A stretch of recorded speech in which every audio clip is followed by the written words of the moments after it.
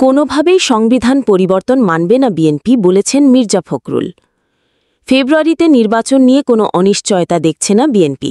দলটির মহাসচিব মির্জা ফখরুল ইসলাম আলমগীর জানান, কিছুদিনের মধ্যেই শুরু হবে দলের প্রার্থী বাছাই।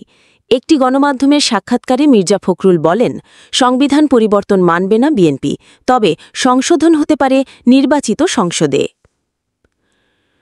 জাতীয় সংসদ নির্বাচন, সংবিধান ও সংস্কার ইস্যুতে এখনও সরগরম রাজনীতির মাঠ। প্রধান উপদেষ্টার ঘোষণার পরেও ভোটের দিনক্ষণ নিয়ে রয়েছে গুঞ্জন আর অনিশ্চয়তা, যা নিয়ে রাজনৈতিক দলগুলোর মাঝে বাদানুবাদ চলছেই।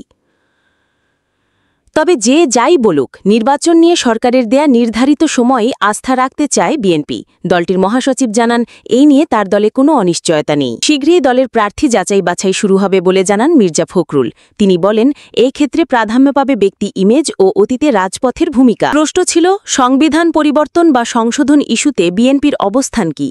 মহাসচিবের সাফ জবাব, কোনোভাবেই সংবিধানের পরিবর্তন মানবে না বিএনপি, এমনকি সংশোধনও হতে হবে নির্বাচিত সংসদের হাত ধরেই। নির্বাচন বিলম্বিত হলে দেশে সুশাসন ও গণতন্ত্রের যাত্রা ঝুঁকিতে পড়বে বলে মনে করেন মির্জা ফখরুল ইসলাম আলমগীর।